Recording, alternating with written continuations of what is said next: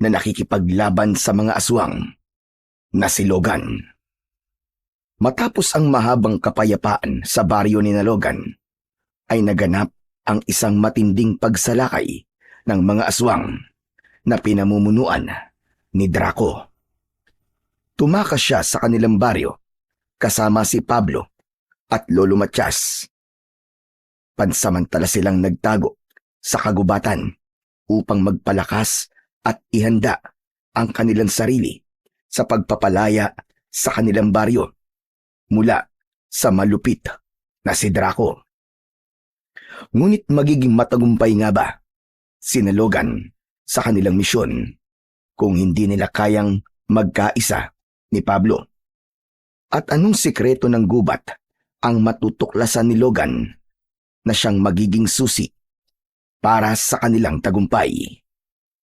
Ngunit bago po ang lahat, mga idol, huwag po nating kalimutang mag-subscribe at i-hit ang notification bell sa aking YouTube channel na The Voice Addict at Apong Isaak para sa mas marami pang makapigil hiningang kwentong aswang at katatakutan mula sa mundo ng kababalaghan. Umpisahan na po natin ang kwento. Kilala ang binatang si Logan sa kanilang baryo bilang isang mahusay at matapang na mandirigma na nakikipaglaban sa mga aswang. Ang kanyang angkan ang nanguna sa pakikipaglaban noong isang grupo ng mga aswang ang sumalakay at tinangkang sakupin ang kanilang lugar. Nang dahil sa husay at tapang ng buong pamilya ni Logan, ay nagtagumpay ang baryo nila sa digmaan sa pagitan ng mga tao at ng mga aswang. Sa kasalukuyan ay mag-isa na lang na namumuhay si Logan. Patay na ang kanyang mga magulang, habang ang dalawa niyang mas nakakabatang kapatid ay mas pinili ang normal na buhay at nanirahan ang mga yun sa ibang lugar. Habang si Logan ay piniling manatili sa kanilang baryo upang maging isa sa mga tagapagtanggol kung sakaling muling sumalakay ang mga aswang. Isang umaga, abala si Logan sa pagsisibak ng kahoy sa harapan ng kanyang kubo. Wala siyang pang-itaas, kaya lantad ang kanyang matipunong pangangatawan. Lahat ng mga dalagang nakakakita sa kanya ay kinikilig at napapahagikgik. Napahinto si Logan sa kanyang ginagawa nang dumating ang isang matandang lalaki. Magandang umaga, Logan. Lolo Matias, ikaw po pala. Ano po't napanrito ka ng ganito kaaga? May kailangan kasi ako sabihin sa iyo. Isang mahalagang bagay. Nanaginip ako kagabi at sigurado ako na isa yung pangitain tungkol sa ating baryo. Ano pong nakita niyo sa inyong panaginip, Lolo Matias? Magulo ang aking panaginip, pero nakita ko ang pagdanak ng dugo at napakaraming bangkay na nakahandusay. Nilamon ang kadiliman ng ating baryo. At sa gitna ng lahat ng iyon, ay isang mabangis at nakakatakot na aswang ang aking nakita. Si Draco.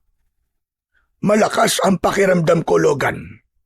May posibilidad na magbalik si Draco dito sa baryo natin upang muling subuking angkinin ang ating lugar at gawing alipin ang mga tao rito. Si Draco? Teka, parang imposible naman pong mangyari yan. Hindi ba't matagal na siyang nakakulong sa kuweba ng kadiliman? Hindi na siya makakawala ron. Dahil isa kayo sa nagsagawa ng ritual upang hindi na siya makatakas sa kuwebang yun. Yan nga rin ang aking ipinagtataka. Malakas ang dasal at orasyon na iniligay namin sa kuwebang yun upang hindi na makalaya roon si Draco kailanpaman. Ngunit hindi natin alam ang mga nangyari sa nakalipas na mga taon. May mga bagay na hindi natin alam na posible palang mangyari. Kaya naisip ko na kailangan nating makasiguro na naroon pa rin si Draco sa kuweba ng kadiliman. Kung ganun, magtutungo po tayo sa kuweba ng kadiliman. Tama po ba ako? Ganun na nga, Logan. Kailangan natin yung gawin upang mawala na ang aking pangamba kapag nasiguro kong nakakulong pa rin doon si Draco. Sige po, Lolo Matias. Sasamahan ko po kayo. Maraming salamat. Talagang hindi ako nagkamali sa paglapit sa iyo tungkol sa bagay na ito. Kilala niyo naman po ako, Lolo Matias. Basta para ho sa kapakanan at kaligtasan ng ating baryo, ay handa akong tumulong palagi. Kung ganun kailan niyo po pala balak magpunta sa kuweba ng kadiliman? Ngayon na sana, Logan. Hindi ko na kasi kayang magpalipas pa ng isang gabi para makuha ang kasagutan na gusto kong malaman. Sige wala akong problema. Sandali lang magsasarado lang po ako ng bahay ko. Sige, magkita na lamang tayo sa bukana ng gubat dahil may mga kukunin pa ako sa bahay ko.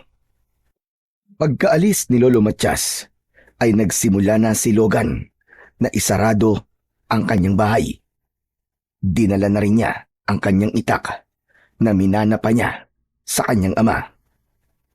May kabang naramdaman si Logan sa mga sinabi ni Lolo Matias.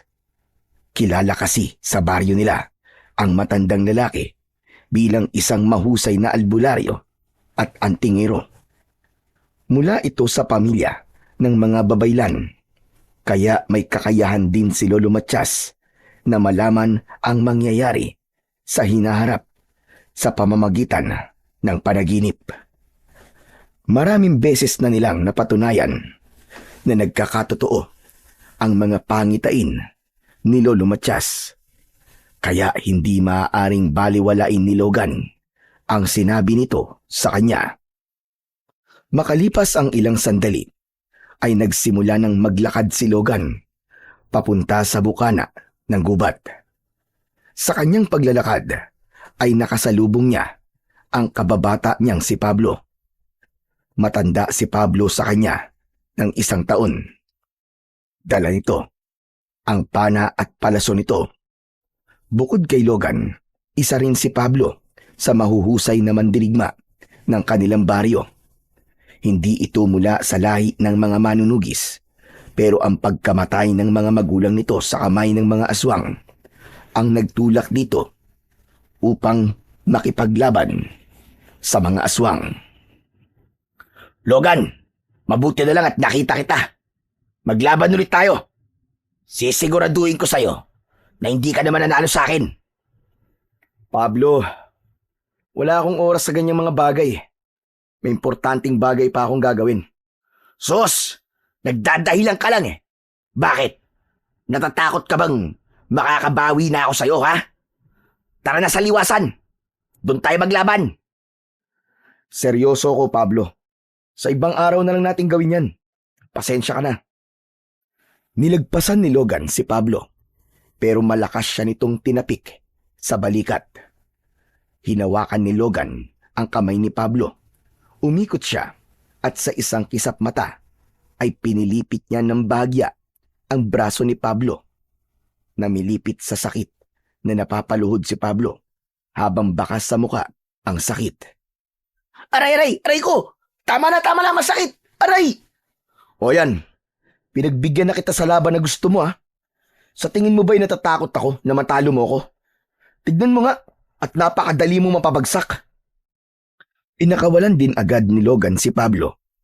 Nakangiwing tumayo si Pablo habang masama ang tingin kay Logan. Napakayabang mo talaga. Palibasa, galing ka sa pamilya ng mga manunugis. Bata ka pa lang ay sinanay ka na sa pakikipaglaban. Bakit? Kasalanan ko ba na galing ako sa ganung uri ng pamilya? Ako ba ang pumili sa kanila? Alam mo, Pablo, kailangan ko na talagang umalis. Pasensya na. Ano ba kasi ang importanteng gagawin mo, ha? Saka ko na sasabihin sa'yo. Sige na, aalis na ako. Matapos yun, ay muli nang naglakad si Logan at hindi na niya nilingon pa si Pablo. Bata pa lang ay magkaibigan na sina Logan at Pablo. Nang magbinata sila, ay doon na nagsimula ang tila lihim na paligsahan nila sa lahat ng bagay. Nagsimula yon noong nanligaw sila sa iisang babae at si Logan ang sinagot ng babaeng yon. Doon na nag-umpisa ang inis ni Pablo kay Logan. Ramdam ni Logan na nais ni Pablo na higitan siya sa lahat ng bagay, lalo na nang magdesisyon si Pablo na maging isang mandirigma. Palagi siya nitong hinahamon sa isang laban upang subukang talunin siya. Pero sa lahat naman ng pagkakataon ay palaging nananalo si Logan. Ganun pa man, hindi nakikipagpaligsahan si Logan kay Pablo dahil para sa kanya ay walang mas nakakahigit sa isa sa kanilang dalawa. May kanya-kanya silang husay at galing, kaya wala dapat pagalingan na namamagitan sa kanilang dalawa. Naunang nakarating si Logan sa bukana ng gubat. Maya-maya pa ay dumating na rin si Lolo Matias na may bit-bit na bayong. Kanina ka pa ba rito? Hindi naman po, Lolo Matias. Halos kararating ko lang din po. Kung ganun ay tara na sa kuweba ng kadiliman. Kailangan makarating tayo ron bago sumapit ang dilim. At paniguradong mahihirapan tayo sa paglalakad kapag gabi na. Aalis na sana sina Logan at Lolo Matias nang nakita nila si Pablo na papalapit sa kanila. Napakalakas naman ng boses yung dalawa. Narinig ko tuloy ang pinag-uusapan nyo. Pupunta kayo sa kuweba ng kadiliman? Bakit? Anong meron? Bakit kayo magtutungo ron? Hindi mo na kailangang malaman, Pablo. Nagmamadali kami ni Logan at kailangan na naming umalis. Teka, sandali lang. Alam kong importante ang dahilan nyo kung bakit kayo pupunta sa kuweba ng kadiliman. Hindi ba't doon nakakulong si Draco? Ano ba talaga nangyayari? Ang damot nyo naman sa impormasyon. Lolo Matias, isa ako sa mga mandirigmang nakikipaglaban sa mga aswang, tapos ngayon ay parang binabaliwala nyo yata ako. Bakit, Lolo Matias? Si Logan lang ba ang gusto nyong isama sa pupuntahan nyo? Lolo, siguro po ay tama si Pablo. Karapatan niyang malaman kung anong dahilan kung bakit tayo magtutungo sa kuweba ng kadiliman. Mabuti naman at naisip mo yan, Logan. Ano, Lolo Matias? Sabihin mo na sa akin ang dapat kong malaman. Ay nako. Sige, sasabihin ko na sa iyo ang pakay namin sa kuweba ng kadiliman. Magtutungo kami roon upang masiguro na naroon pa rin si Draco. Nakakita kasi ako ng pangitain na sumalakay si Draco sa ating baryo. Natatakot ako na baka nakahanap na ng paraan si Draco para makatakas sa kanyang kulungan. Kung ganon, ay kailangan ko sumama sa inyo, Lolo Matias. Hindi pwedeng dalawa lang kayo na magtutungo roon. Oo na, sige na. Kung gusto mo sumama ay sumama ka na. Tara na, at nasasayang na ang ating oras. Matapos yun, ay sinimulan na nila ang paglalakbay patungo sa kuweba ng kadiliman. Kilala ni Logan si Pablo, kaya alam niyang hindi ito papayag na hindi nila ito isama sa mga ganung gawain. Kaya naman, hindi na siya tumutol nang pumayag si Lolo Matias na sumama ito sa kanila. Makalipas ang ilang oras, ay patuloy pa ring naglalakad ang tatlo. Nakakaramdam na si Logan ng pagod at pananakit ng mga paa, pero hindi niya ninanais na magpahinga kahit sandali. Hindi ba pwedeng magpahinga na tayo kahit saglit lang? Kanina pa tayo naglalakad Hindi ba kayo nakakaramdam ng pagod? Napapagod din kaming kagaya mo. Pero hindi tayo maaaring magsayang kahit 1 segundo. Kahit 5 minutong pahinga lang naman Para namang napakatagal ng 5 minuto. Kung napapagod ka na, ay maaari ka nang bumalik sa baryo, Pablo. Hindi ko kailangan ng isang reklamador na kagaya mo sa paglalakbay na ito. Gusto ko lang naman magpahinga Reklamador na kagad. Pabihira naman yan, oo. Bakit kasi hindi ka rito gumaya kay Logan na walang reklamo? Ay nako, naikumpara niyo na naman ako kay Logan. Sa bagay, wala naman ng bago dyan eh. Para naman sa inyong lahat ay si Logan ang pinakamagaling at pinakamabait. Ganyan naman talaga kayo, Lolo Matias eh. Puro na lang si Logan, puro na lang si Logan ang nakikita niyong magaling. Tapos kapag may nagagawa akong maganda, ay bulag-bulagan kayo. Pero kapag nagkamali naman ako, grabe kayo kung sermonan ako. Pablo, tama na. Hindi ka dapat ganyan magsalita kay Lolo Matias. Baka nakakalimutan mo kung sino siya sa ating baryo. Iginagalang siya dahil sa napakaraming ambag niya sa baryo natin. Kaya sana, kausapin mo siya ng may paggalang. Bakit? Ako rin naman ah. Marami na akong nagawa at naiambag sa baryo natin. Pero bakit hanggang ngayon ay hindi ko pa rin nakukuha ang paggalang ng mga tao ron? Kailangan bang umabot muna ako sa edad ni Lolo Matias bago yun mangyari? Tama na. Tama na, Pablo. Hindi makakatulong kung pag-uusapan natin sa oras na to ang mga himutok mo sa buhay. Manahimik ka na, maaari ba? Nagpasalamat si Logan nang hindi na nagsalita si Pablo. Pero ramdam niya ang inis nito dahil sa naging takbo ng kanilang pag-uusap. Para kay Logan ay mali nang iniisip si Pablo na hindi ito iginagalang sa baryo nila. Alam niyang maraming tao ang humahanga rito dahil sa pagiging mandirigma nito. Yun nga lang, hindi marunong makontento si Pablo sa pagtrato ng mga tao rito na parabang may hinahanap pa ito, kaya pakiramdam nito ay palagi itong nasa likuran ni Logan. Hapon na nang makarating sina Logan sa kuweba ng kadiliman. Agad niyang naramdaman ang mabigat na aura sa paligid. Kinilabutan siya at nagtaasan ang balahibo niya sa braso. Ang bukana ng kuweba ay natatakpan ng pinagpatong-patong na mga bato. Yun ang nagsisilbing selyo upang hindi makalabas doon si Draco. Oh, mukhang hindi naman nagalaw ang mga bato ah. Ibig sabihin, nasa loob pa rin yan si Draco. O ano, pwede na ba tayong umalis? Hindi pa tayo maaaring umalis.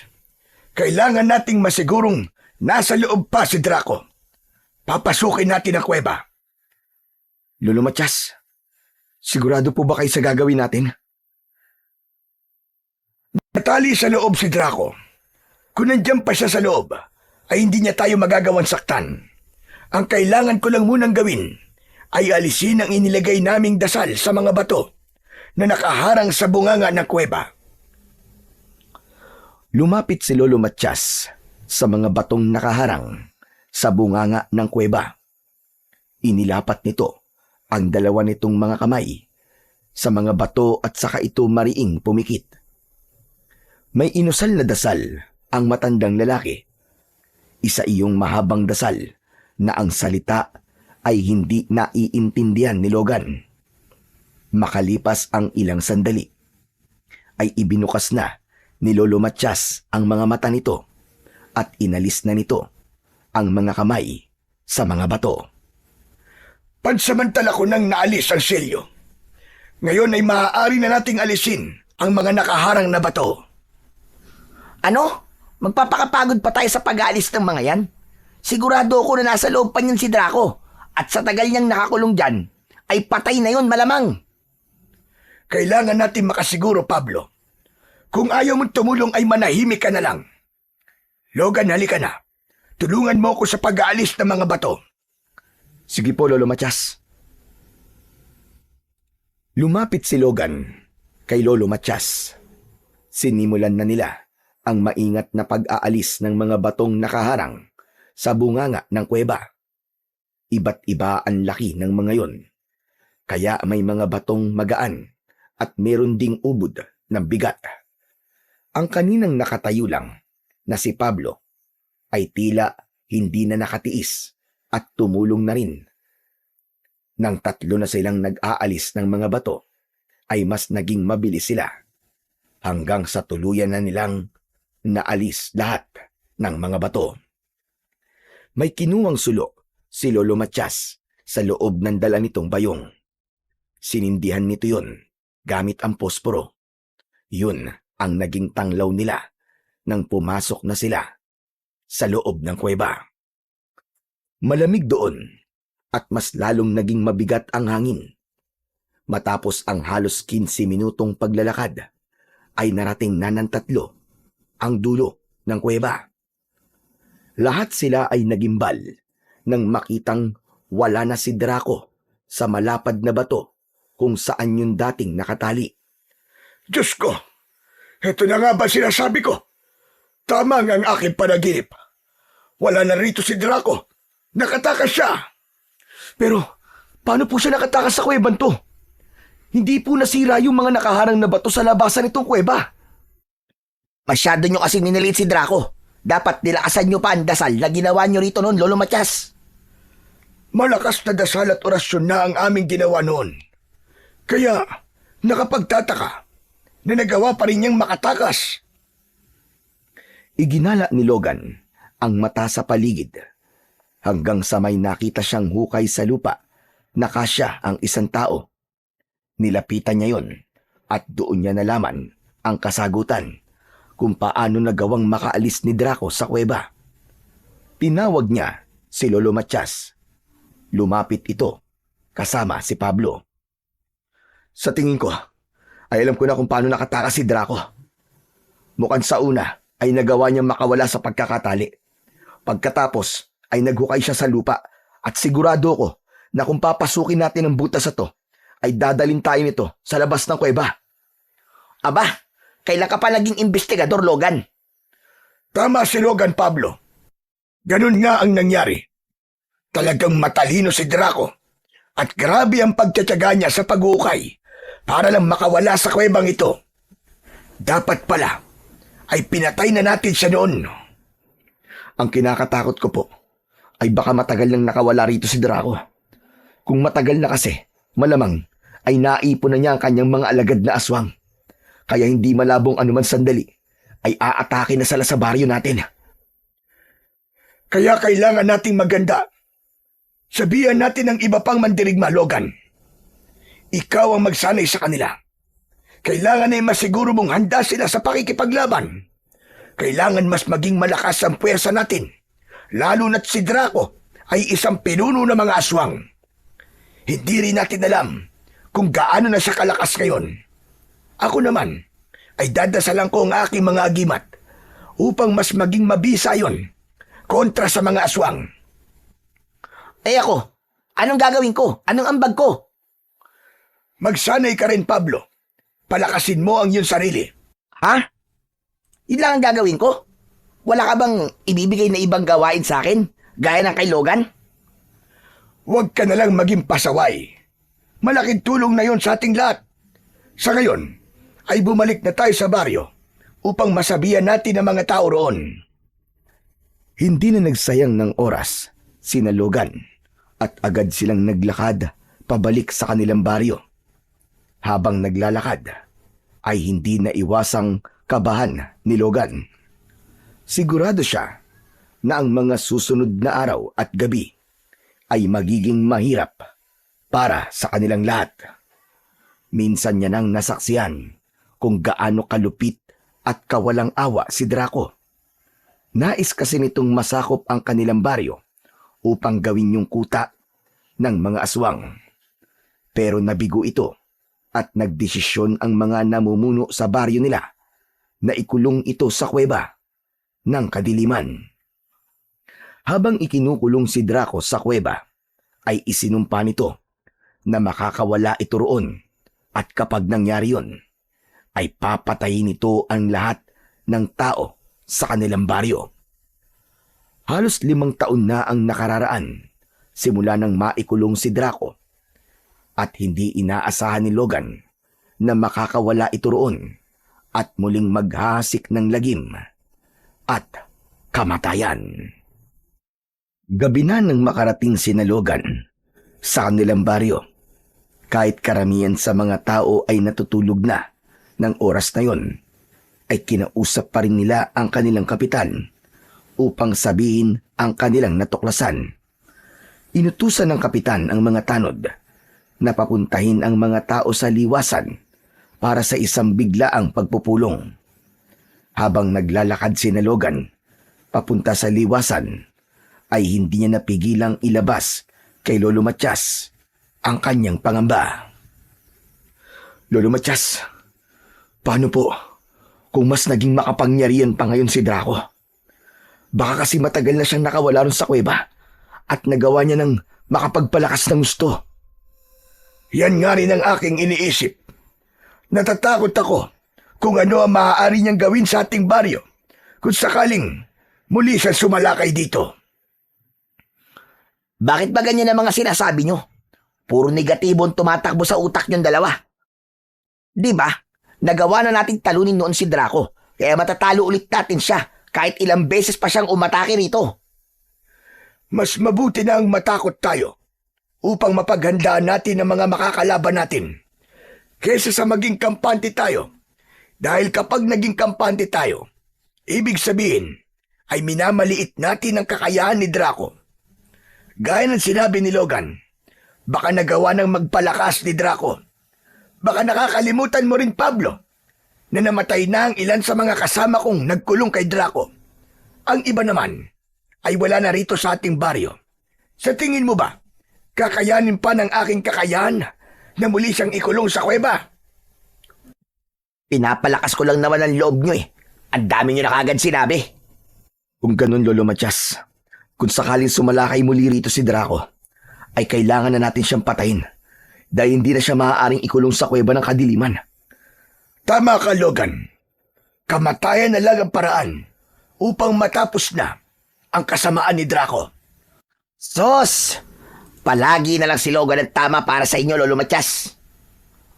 Wala nang nagsalita pa kina Logan at Lolo Matias dahil parehas nilang alam na mas lalo lang hahaba ang kanilang usapan.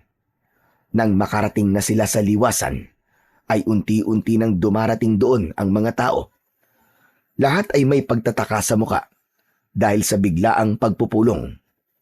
Tumayo sina Logan at Pablo sa harapan, habang si Lolo Matias ay tumayo naman sa unahan. Katabi nito ang kapitan ng kanilang baryo. Maya-maya pa ay nagsimula ng magsalita si Lolo Matias. Pasensya na ako na abala ng bigla ang pagpupulong na to, ang inyong pamamahinga. Ngunit ang aking sasabihin ay hindi na maaaring ipagpabukas pa. Hindi na ako magpapaligoy-ligoy pa, mga kasama. May nagbabantang panganib sa ating baryo.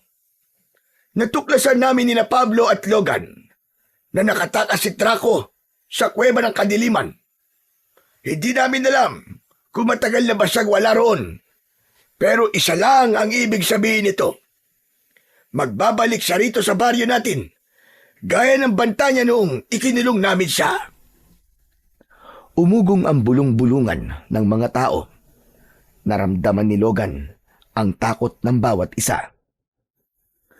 Kaya hinihimok ko ang mga mandirigma ng ating baryo na maganda at magsanay sa ilalim ni Logan. Kailangan ay maging mas biyasa kayo sa pakikipaglaban dahil hindi natin alam kung gaano nakalakas ngayon si Draco. Ang mga nais umalis ay hindi natin pipigilan. Ngunit ang mga pipiliing manatili ay dapat na maging mas maingat. Huwag niyo rin kakalimutan na palaging magdasal sa ating Panginoon.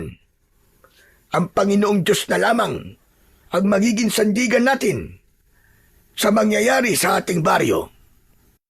Matapos magsalita ni Lolo Matias, ay pinauwi na ng kapitan ang mga tao sa kani-kanilang mga bahay.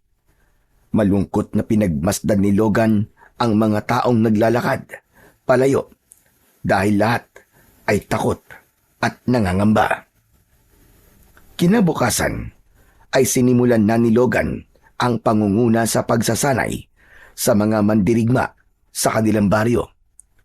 Siniguro niya na magiging mas mahusay ang mga yon sa paggamit ng mga sandata. Buong maghapon na ganun ang ginawa ni Logan. Habang papalubog na ang araw, ay nagtungo siya sa sementeryo upang dalawin ang puntod ng kanyang mga magulang. Tumayo siya sa harapan ng libingan ng kanyang ama at ina. Nanay, tatay, nandito po ako para humingi po ng gabay sa inyo sa paparating na dilubyo sa ating baryo. Nangangako po ako na gagawin ko ang lahat para ipagtanggol ang baryong minsan nyo rin pinutrektahan laban sa mga aswang. Pero sana ay kasama ko pa kayo ngayon dito. Dahil sigurado na mas magiging madali ang laban na to kung nasa tabi ko kayong dalawa. Hindi nagtagal ay nagdesisyon na si Logan na umalis. Pagtalikod niya ay natigilan siya nang makita si Pablo na may dalang bulaklak. Naglakad si Pablo papunta sa libingan ng mga magulang nito at inilagay nito roon ang bulaklak. Pinagmasdan ni Logan si Pablo hanggang sa napansin niya na umiiyak yun. Hinayaan lang niya si Pablo. May awang humaplos sa puso ni Logan para sa kaibigan. Alam niya na kahit matapang ang ipinakikita nitong panlabas, sa loob naman ito ay naroon ang labis na lungkot dahil sa pagkamatay ng mga magulang nito. Alam niya, yun ay dahil gaya ni Pablo ay namatayan din siya ng mga magulang. Biglang napatingin si Pablo kay Logan. Nagmamadaling pinunasan ni Pablo ang luha nito at inayos nito ang sarili. Doon na nagdesisyon si Logan na lapitan si Pablo. Anong ginagawa mo rito? Sinusundan mo ba ako? Para sa iyong kaalaman, Pablo, nauna ako magpunta sa iyo rito. Kaya imposibleng sinundan kita. Ano? Hindi ako umiiyak ha. Napuwing lang ako. Humangin kasi ng malakas tapos may pumasok na kung ano sa mata ko. Wala naman ako sinabing umiiyak ka. Saka Pablo, huwag mong ikahiya ang pag-iyak mo. Hindi yan kabawasan sa pagkalalaki mo. Alam ko ang pakiramdam nang nawalan ng magulang dahil parehas natin pinagdaanan yon. Aaminin ko, hanggang ngayon, nasasaktan at umiiyak pa rin ako. Hindi ka ba marunong makaintindi? Sinabi lang hindi ako umiiyak eh. O sige, kung di ka umiiyak, hindi na. Sinasabi ko lang naman na walang masama sa pag-iyak. Sige na, mauna na ako sa'yo. Mag-iingat ka sa pag-uwi mo. Teka, sandali lang. O bakit? Logan, gaano ka kasigurado na matatalo at mapapatay natin si Draco sa sandaling sumalakay siya muli? Sa totoo lang, hindi ko alam, Pablo. Ang sabi nga ni Lolo Matias, hindi tayo maaaring maging kampante sa pagkakataon na to. Gusto kong sabihin mo na mapapatay natin siya, Logan. Gusto kong mamatay ang hayop na aswang na yon. Dahil siya ang pumatay sa aking mga magulang. Ang kamatayan lang niya ang magbibigay ng hustisya sa nangyari sa tatay at nanay ko. Kaya kailangan nating maganda, Pablo. At sa pagkakataong to, ay huwag na nating maliitin si Draco. Huwag kang mag-alala. Dahil nasa panig tayo ng kabutihan. Nasa panig natin ang Panginoong Diyos. Kaya siguradong magwawagi tayo. Marahang tinapik ni Logan sa balikat si Pablo bago niya ito iniwanan sa sementeryo. Nang sandaling yun, ay hindi napigilan ni Logan na manghinayang sa pagkakaibigan nila ni Pablo. Bagamat nag-uusap pa sila, alam niya na merong pader na tila nasa pagitan nilang dalawa. Kaya naman, sa tuwing nagdadasal siya, ay hindi niya kinakalimutan na hilingin sa Diyos na sana ay bumalik ang dating pagkakaibigan na meron sila ni Pablo. Lumipas ang ilang gabi na walang pag-atake ng mga aswang ang nangyari. Ganun pa man, hindi pa rin naging kampante si Logan. May kung anong pakiramdam siya na anumang sandali ay bigla na lamang aatake si Draco at ang mga alagad nitong aswang. Isang gabi, pinatawag sina Logan at Pablo ni Lolo Matias sa kubo nito.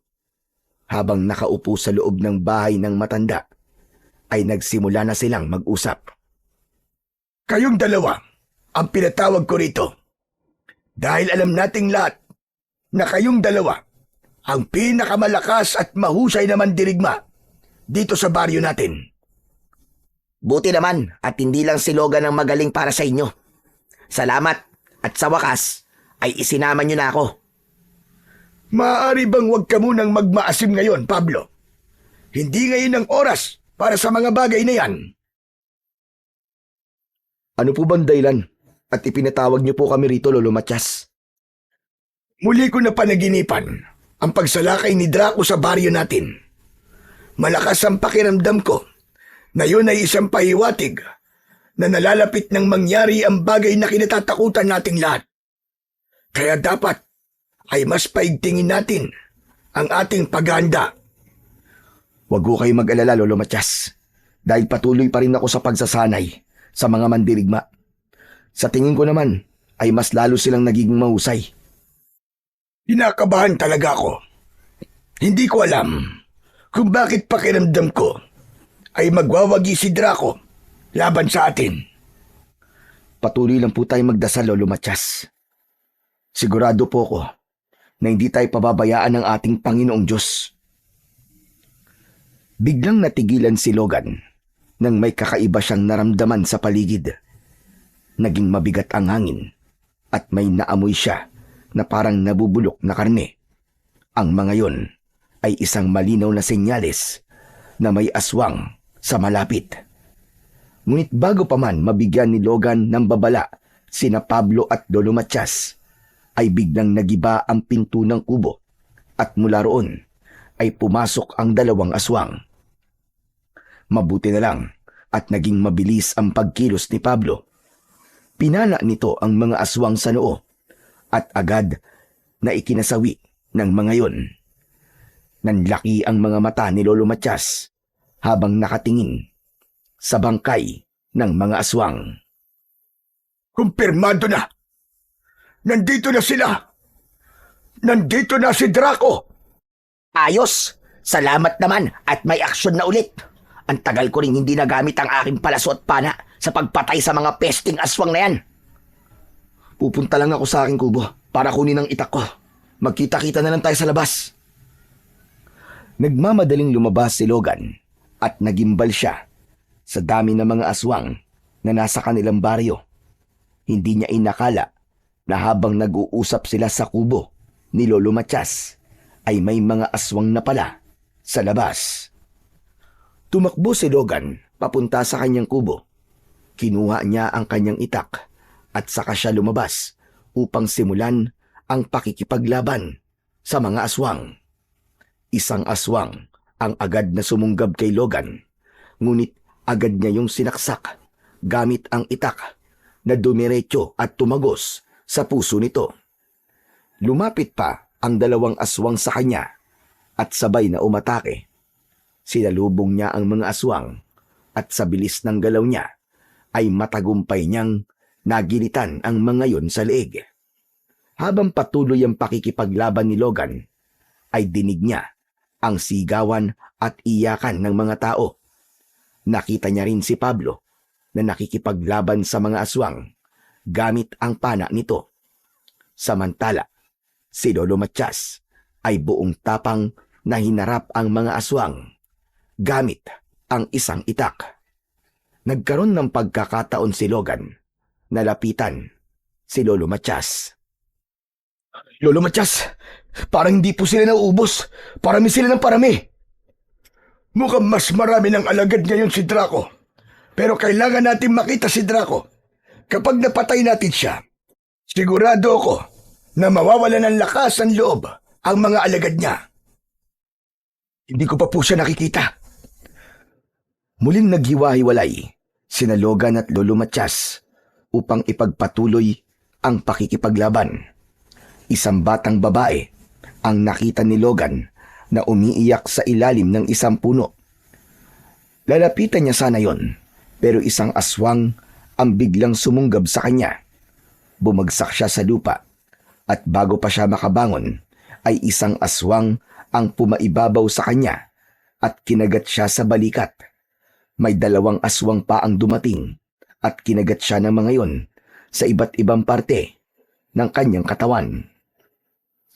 Malakas na napasigaw si Logan dahil sa labis na sakit. Ang buong akala ni Logan ay katapusan niya na, pero may mga palaso na tumusok sa ulo ng mga aswang na umaatake sa kanya. Sabay-sabay na bumagsak ang mga aswang. Agad na kinuha ni Logan ng itak na nabitiwan niya. Biglang dumating si Pablo at inilahad nito ang isa nitong kamay. Maraming salamat, Pablo. Salamat sa pagliligtas mo sa buhay ko. Akala ko pababayaan mo na ako . Mamaya ka na magdrama. Tumayo ka na dyan. Tinanggap ni Logan ang kamay ni Pablo. Hinila siya nito. Muling napasigaw si Logan dahil sa sobrang sakit ng mga sugat niya sa kanyang katawan. Bahagya na rin siyang nakaramdam ng panghihina dahil sa mga dugong nawawala sa kanya. Muntik pang mapaluhod si Logan, pero mabilis siyang naalalayan ni Pablo. O ano? Kaya mo pa bang makipaglaban? Kailangan kong kayanin. Tayo na lang ang inaasahan ng mga tao. Hindi. Hindi mo na kayang lumaban. Napakarami mo ng sugat at marami ng dugong nawawala sa'yo. Halika na. Kailangan mailayo kita rito. Huwag mo kong ilalayo, Pablo. Makikipaglaban pa ako. Bitiwan mo ako. Huwag ka nang matigas ang ulo. Baka pag pinilit mo pa makipaglaban, ay makasama mo na ang mga magulang mo sa kabilang buhay. Wala nang nagawa si Logan. Nang isampa siya ni Pablo sa likod nito, mabilis itong tumakbo palayo sa labanan hanggang sa narinig nila ang pagtawag ni Lolo Matias sa kanilang likuran.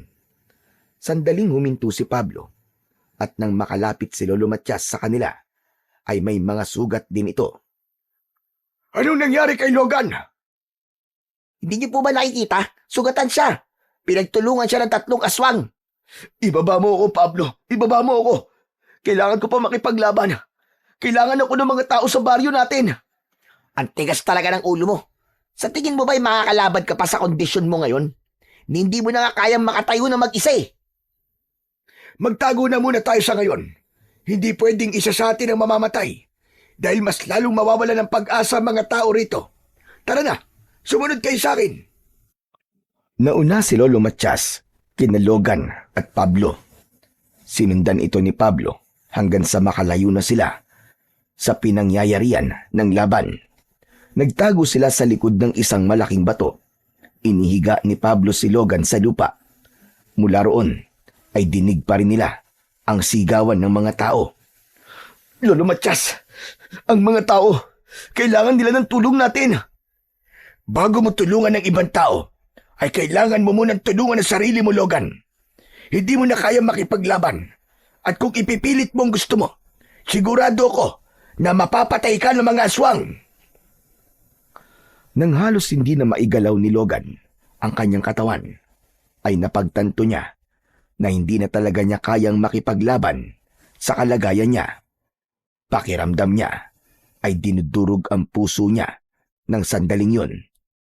Alam niya na marami ng tao ang napatay ng mga aswang at masakit para sa kanya na wala siyang magawa para tulungan o iligtas ang mga yun. Lolo Matias, bakit parang mas lumakas sa mga aswang? Hindi ba mga pangkaraniwang aswang lamang sila? Sa palagay ko, ay nakakonekta ang lakas ng mga aswang kay Draco. Kumbaga, iisa na sila ngayon. Hindi ko alam kung paano yun nagawa ni Draco, pero yun lamang ang makakapagpaliwanag kung bakit mas lumakas ang mga alagad ni Draco.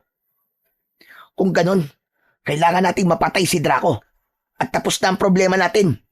Kaya lang, hindi ko pa rin nakikita si Draco. Ang bihira. Nasaan ba ang hayop na yun at ayaw pang lumabas? Matapos yung sabihin ni Pablo, ay biglang tumahimik ang paligid. Pilit na tumingin si Logan sa pinanggagalingan nila. Nakita niya ang pagdating ng isang aswang na matangkad at may malaking katawan. Hindi siya maaaring magkamali. Si Draco ang aswang na yun. Si Draco, dumating na siya. Ano? Sugurin ko na ba siya? Hindi siya sasantuin ng palaso ko. Huwag mo na, Pablo. Parang pagpapakamatay ang gagawin mo na yan. Hindi pa natin siya kaya. Lalo na't sugatan si Logan. Maya-maya ay narinig nila ang nakakatakot at malaking boses ni Draco.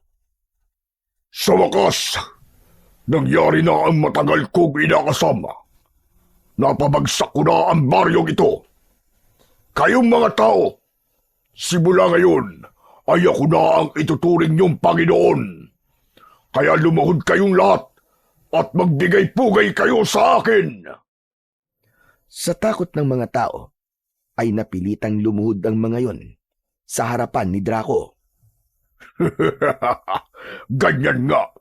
Sambahin niyo ko dahil simula sa gabing ito ay nakasalalay na sa akin ang inyong mga buhay.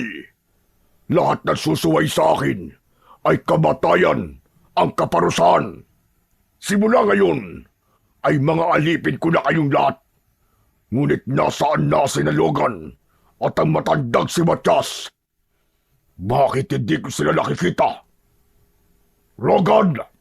Matias! Nasa na kayo? Bakit hindi kayo magpakita sa akin? Bakit hindi ako nabanggit ng mukong na yun? Hindi ba niya ako kilala?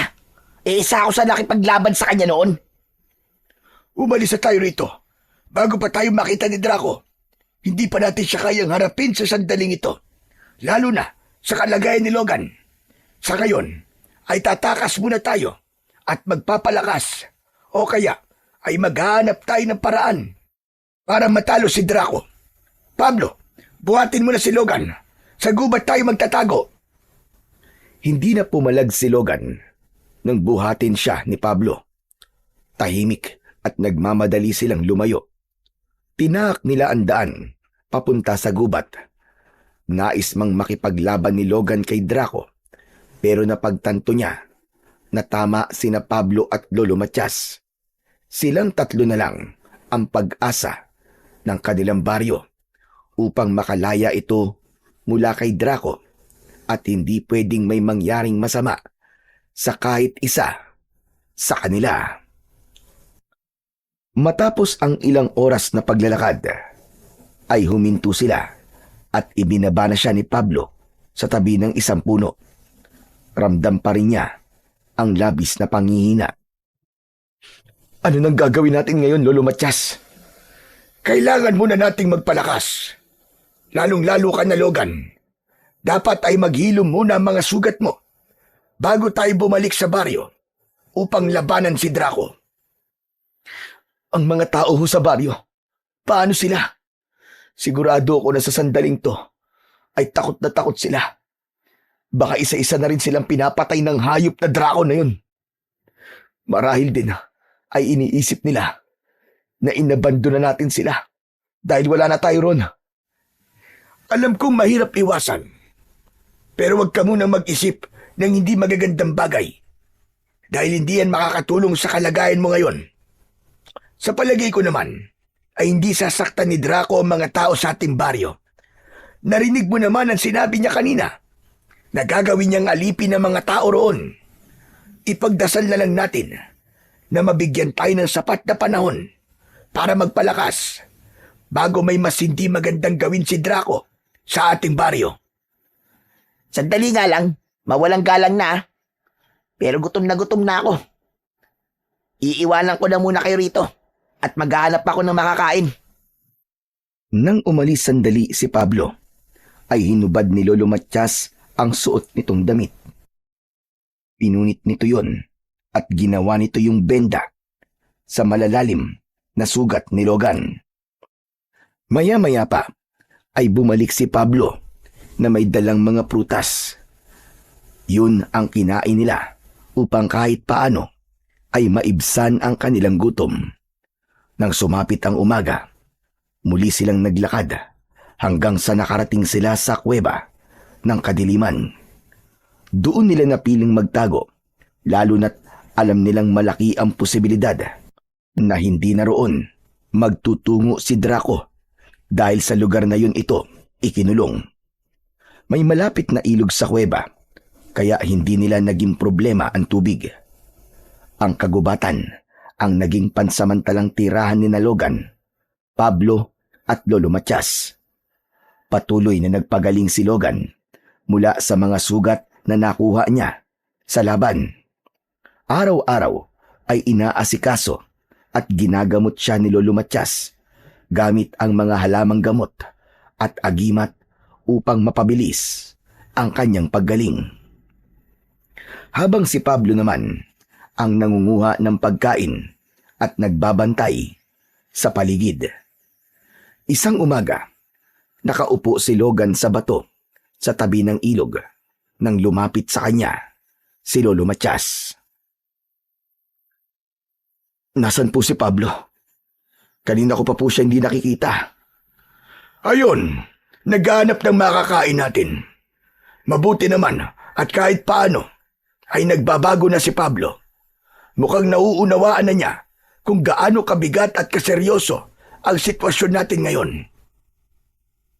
Mabait naman po talaga si Pablo eh. Sadyang ikinukumpara lang niya ang sarili niya sa akin. Kaya minsan ay hindi siya magandang magsalita. Doon po siguro niya nilalabas ang inis niya sa akin. Alam ko naman yan. Kaya minsan, sinasagot ko rin siya para magkaroon siya ng kamalayan na hindi na tama ang lumalabas sa bibig niya.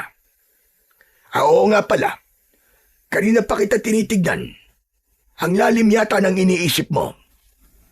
Iniisip ko lang po kasi ang baryo natin at kung ano na ang nangyayari sa mga tao ron. Halos 1 linggo na po kasi tayo nagtatago at wala pa tayong ideya kung ano na ang nangyayari ngayon sa baryo natin. Yan nga rin ang iniisip ko. Pero medyo sariwa pa ang mga sugat mo, Logan. Kung iniisip mo, napapayagan na kitang harapin mo si Draco, ay nagkakamali ka. Huwag ho kayo mag-alala, Lolo Matias. Hindi ko ho gagawin yon. Alam ko pong pagpapakamatay ang gagawin ko. Kung susugod ako ngayon kina Draco, kailangan ko pang magpalakas. Hindi pa ako pwede makipaglaban sa kalagayan ko to. Pero, hindi ko po akalain na 3 aswang ang makapagpapabagsak sa akin. Pakiramdam ko tuloy ay kulang ang naging paghahanda ko. Binigo ko ang baryo natin. Lolo Matias. Huwag mong sabihin yan. Hindi pa tapos ang laban. Buhay pa tayo. At may dahilan kung bakit hinayaan ng Diyos na makatakas tayo kina Draco. Tayo ang magiging pag-asa ng ating baryo. Tumingin sa malayo si Logan. Palaging nasa isip niya ang kanyang layunin na mapatay si Draco at hindi siya mapakali sa bawat araw na dumadaan. Habang lumilipas ang mga araw, ay mas tumitindi ang kanyang pagnanais na makabangon agad upang makapaghiganti. Ang bawat umaga ay tila isang pagsubok ng pasensya para sa kanya. Ngunit alam niyang darating ang panahon na mapapatay nila si Draco at mapapalaya nila ang kanilang baryo mula rito. Isang gabi, nagising si Logan mula sa isang napakasamang panaginip. Hindi niya napigilan ang mapasigaw dahil inakala niyang totoo yun. Nagising sina Pablo at Lolo Matias na nasa tabi niya sa loob ng kuweba. Ano ba yan? Istorbo ka naman sa pagtulog, Logan eh. Ano nangyari? Bakit ka sumigaw? Nanaginip po ako, Lolo Matias. Pinatay daw po ni Draco ang lahat ng tao sa baryo natin. Wala po siyang tinira. Tapos, isinunod niya tayong 3. Panaginip lang yan. Buti sana kung kagaya kita na nagkatotoo ang mga napapanaginipan. Kaya wala kang dapat na ipag-alala. Lolo, gusto ko po magtungo ngayon sa ating baryo. Logan, hindi pa magaling ang mga sugat mo. Hindi mo pa kayang makipaglaban. Hindi ho ako makikipaglaban. Gusto ko lang pong malaman ang sitwasyon ng mga tao sa baryo natin. Gusto ko pong makasiguro na buhay pa sila. Pambihira. Talagang ganitong oras mo pa naisipang magpunta sa baryo, ah? Pwede bang itulog mo na lang yan, Logan? Hindi ko kayang matulog na lang matapos ng panaginip kong yun. Nag-aalala na talaga ako sa mga tao sa baryo. Lolo, pupunta po muna ako ron. Tatayo sana si Logan, pero mahigpit na hinawakan ni Lolo Matias ang braso niya. Hindi pa kita pinapayagan na umalis, Logan. Dito ka lang. Hindi ka aalis. Masyadong mapangalib ang gagawin mo. Pero paano na po mga tao sa baryo natin, Lolo? Gusto ko lang pong malaman kung buhay pa ba sila at walang katotohanan ng panaginip ko. Pangako po, Lolo Matias, hindi po ako makikipaglaban. Kahit na, delikado pa rin ang gagawin mong ito. Panigurado na maigpit ang pagbabantay na gagawin roon ng mga alagad ni Draco. Pero kung gusto mo talagang magtungo sa baryo para alamin ang lagay ng mga tao ron, ay bukas ng umaga tayo doon magtutungo. Tayo? Ibig sabihin kasama ako? Pwede ba namang hindi? Maaari namang kaming dalawa lang ni Logan ang umalis kung ayaw mong sumama sa amin. Ay, Diyos ko. Bahala kayo sa buhay nyo. Basta wag na kayong maingay dyan at inaantok pa ako. Sige na, Logan. Pilitin mo matulog ulit. Pangako, bukas ng umaga ay magtutungo tayo sa baryo. Gusto mang umalis ni Logan ng oras na yon, ngunit alam niya na hindi siya magtatagumpay dahil pipigilan siya ni Lolo Matias. Napipilitan siyang bumalik sa pagkakahiga. Lumipas ang halos isang oras, pero nananatiling gising pa rin si Logan. Hindi kasi maalis sa utak niya ang nakakatakot na panaginip niya. Pakiramdam niya ay kailangan na talaga nilang kumilos bago pa mahuli ang lahat. Pagsikat ng araw kinabukasan, ay lumabas na ng kuweba si Logan. Agad niyang kinuha ang kanyang itak at nag-ensayo siya sa pakikipaglaban. Siniguro niya na kahit nagpapalakas siya, ay hindi pa rin mawawala ang kaalaman niya pagdating sa pakikipaglaban sa mga aswang. Aba, ang aga mo naman yatang mag-ensayo, Logan. Hindi ka pa ba sanay na ginagawa ko to tuwing umaga? Sa bagay, kailangan mo ngang gawin yan. Kasi ikaw ang inaasahan ni Lolo Matias na tatalo kay Draco. Habang ako, parang wala siyang tiwala na kaya ko rin namang patayin si Draco. Pablo, pwede bang tigilan mo na ang pagkukumpara sa ating dalawa? Bakit? Kasi alam mong ikaw ang mas magaling sa ating dalawa, ganun ba? Walang mas magaling sa ating dalawa. Dahil para sa akin, ay may kanya-kanya tayong lakas at kahinaan. Hindi ako mas magaling kaysa sayo, at hindi ka rin mas magaling kaysa sa akin. Ano ba pinagsasasabi mo? Wala dapat na kompetisyon na namamagitan sa ating dalawa. Hindi tayo narito para makipagpaligsahan kung sino ang mas mahusay, mas matapang o mas malakas. Narito tayo para magtulungan, lalo na't iisa lang naman ang ating layunin. Sa oras na to natin higit na kailangan na magkaisa. Hindi mo ba naaalala kung gaano tayo kasaya noon bilang magkaibigan? Kaya sana, bumalik na yung dati nating pagkakaibigan.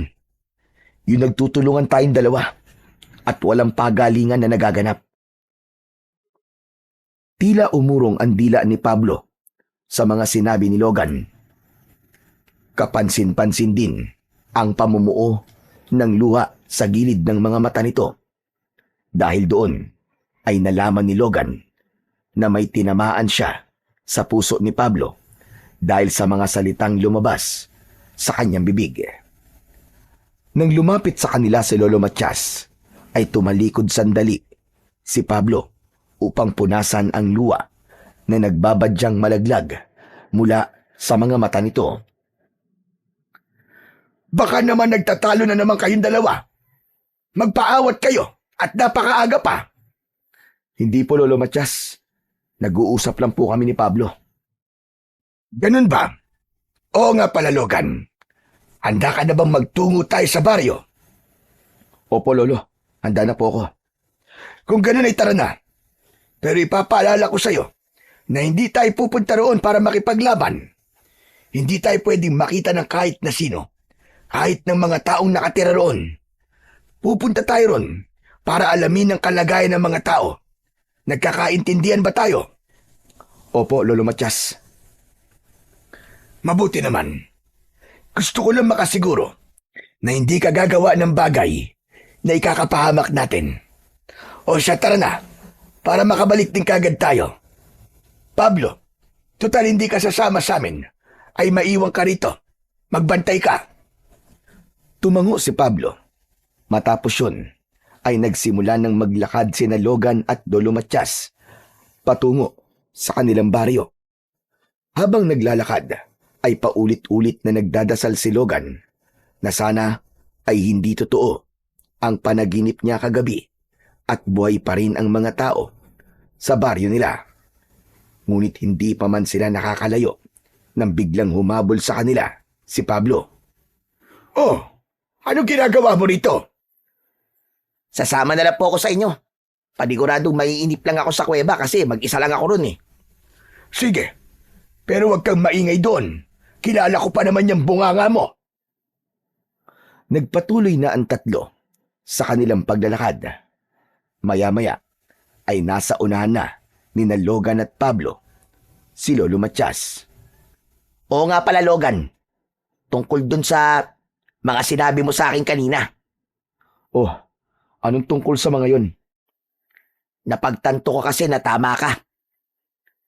Simula nang sinagot ka ng babaeng parehas nating nililigawan, ay inisip ko, nakaribal kita sa lahat ng bagay. Lalo na, nung naging mandirigma na rin ako. Wala akong ibang gusto, kundi ang mahigitan ka. At dahil doon, nakalimutan ko na ang mga pinagsamahan natin bilang magkaibigan. Saka yung sinabi mo na gusto mong ibalik ang dati nating pagkakaibigan. Sa totoo lang, matagal ko nang gustong mangyari yan, kaya lang, palagi ako nauunahan ng pagiging mapagmalaki ko. Iniisip ko na baka huli na ang lahat para maging totoong magkaibigan ulit tayo. Hindi pa huli ang lahat, Pablo. Habang nabubuhay tayo at may kagustuhan tayo na ibalik ang dati, ay mangyayari pa rin ang bagay na yun. Pero ibig man sabihin yan tinatapos mo na ang pakikipagkompetensya sa akin? Oo, gusto ko na maging magkaibigan ulit tayo. Pangako, aalisin ko na ang inggit sa katawan ko. Saka sana, mapatawad mo ko sa mga hindi magagandang bagay na nagawa ko sa'yo ha. Ano ka ba? Wala ka namang kasalanan sa akin Basta kalimutan na natin ang lahat ng hindi magagandang nangyari. Magsisimula ulit tayong dalawa bilang magkaibigan at kasama si Lolo Matias ay palalayain natin ang ating baryo mula kay Draco at sa mga alagad niya. Ayos! Salamat, Logan ha. Talagang hindi ka pa rin nagbabago. Napakabait mo pa rin. Pwede ba kitang yakapin? Oo naman. Huwag ka lang halik ha. Sira ulo. Napatawa ang dalawa. Huminto muna sila sa paglalakad. Nang yakapin ni Pablo si Logan, ay parehas silang naluwa. Labis ang kasiyahan ni Logan dahil alam niyang simula sa oras na yon ay bumalik na ang pagkakaibigan nila ni Pablo na matagal niya nang ipinagdadasal na mangyari. Kung meron mang isang bagay na magandang nangyari sa pagsalakay ni Draco sa kanilang baryo, masasabi niya na yun ay ang muling pagkakabuo ng kanilang pagiging magkaibigan ni Pablo. Ano ba nangyayari dyan? At mukhang nagdadrama na kayong dalawa. Aba, mukhang nagkabati na yata kayo Opo, Lolo. Okay na po kami ni Pablo. Totoo ba, Pablo? Okay na kayo ni Logan? Opo, humingi na rin po ako ng tawad kay Logan. Hindi nyo alam kung gaano ako kasaya sa ginawa niyong dalawa. Ngayon, sigurado na ako na mananalo tayo sa laban natin kay Draco dahil mas magiging matibay na ang ating puwersa. Pero mamaya na kayo mag-usap at kailangan na nating makarating sa baryo. Nang ipagpatuloy ni Logan ang kanilang paglalakad, ay magaan na ang kanyang pakiramdam. Hindi niya kayang ipaliwanag ang kasiyahang kanyang nararamdaman dahil sa wakas ay nagkaayos na rin sila ulit ni Pablo. Matapos ang ilang oras ng paglalakad, ay nakarating na sina Logan sa bukana ng gubat. Nagtago sila sa likod ng isang malaking bato. At mula roon ay tanaw nila ang baryo. May mga naglalakad na mga tao na noon lamang nila nakita. Kaya sigurado sila na mga aswang ang mga yon na nasaan yung tao dahil umaga pa lang. Nasaan na ang mga nakatira sa baryo natin? Bakit hindi ko sila nakikita? Hindi kaya nasa loob sila ng kanilang mga bahay at hindi pinapalabas? O maaari rin na inilagay sila sa kulungan? Napakahayop talaga ni Draco kung ganyan nga ang ginawa niya. Pero kailangan natin makasiguro kung ano nga ang nangyari sa mga tao. Pupunta ako sa baryo.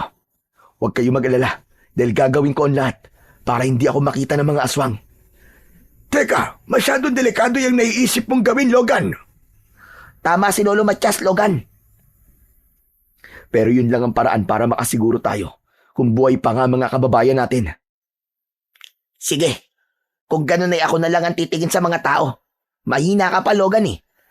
Kapag may nakakita sa iyong aswang, baka patayin ka nila. Isa pa, kayong dalawa ni Lolo Matias ang kilala ni Draco. Samantalang ako, hindi niya ako naaalala. Hindi ba, kayong dalawa lang ang nabanggit niya nung unang gabing umatake siya rito? Ibig sabihin, kahit nakita niya ako, ay baka isipin niya na isa lang ako sa mga taong ginawa nilang alipin. Pabor ako sa ideya mo na yan, Pablo. Logan, hayaan mo na lamang si Pablo magtungo mismo sa ating baryo. Mas malakas siya kumpara sa'yo. Kaya kung sakaling may mangyaring hindi inaasahan, ay makakalaban siya na maayos.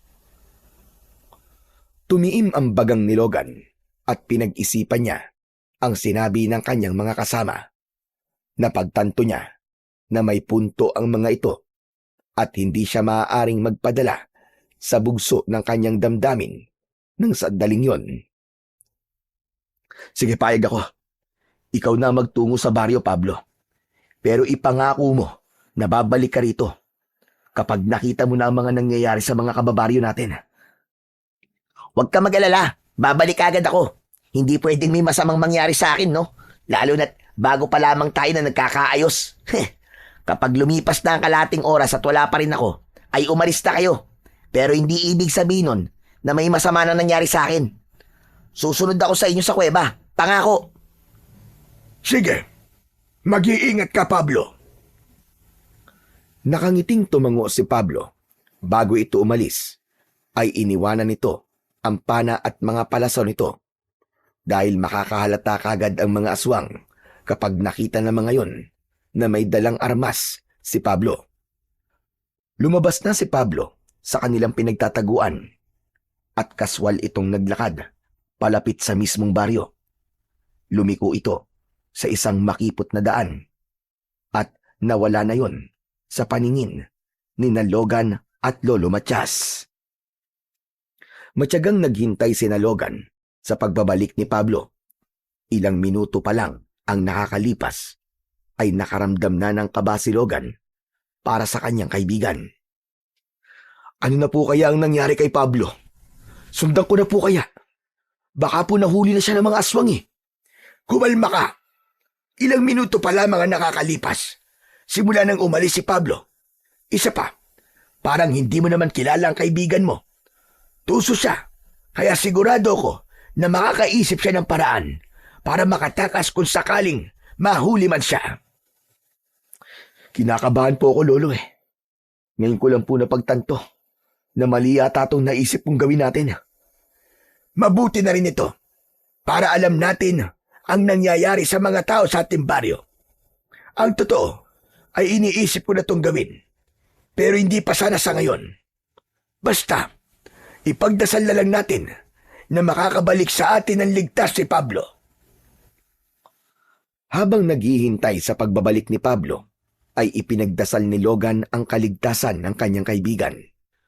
Ngunit mas lalong tumindi ang kaba niya nang lumagpas na ang kalahating oras pero hindi pa rin bumabalik si Pablo. Lolo, lagpas na po ng kalahating oras pero wala pa rin si Pablo. Kailangan ko na po siya sundan. Pumirmi ka lang dito. Yan ang ayoko sa'yo, Logan eh. Masyado ka nagpapadala sa bugso ng iyong damdamin. Yan ang magpapahamak sa'yo, maniwala ka. Pero buhay po ng kaibigan ko ang maaaring nanganganib ng sandaling ito. Pasensya na. Pero sa pagkakataong ito, ay hindi niyo na po ako mapipigilan. Pupuntahan ko na po si Pablo. Tumayo na si Logan at handa na sana siyang umalis nang makita nila na mabilis na naglalakad si Pablo papunta sa kanila. Nang nasa harapan na nila si Pablo, ay doon na nakahinga ng maluwag si Logan. Salamat sa Diyos at bumalik ka na, Pablo. Abay, munti ka ng sundan ni Logan. Pasensya na kayo kung medyo natagalan ako. Hindi kasi ako maaaring bumalik kagad dito habang may mga aswang na nakatingin sa akin. Ano nakita mo? Sabihin mo sa amin, kumusta ang mga tao? Maraming nakakulong sa liwasan, pero may ilan na hindi nakakulong at nagsisilbi sa mga aswang at kay Draco.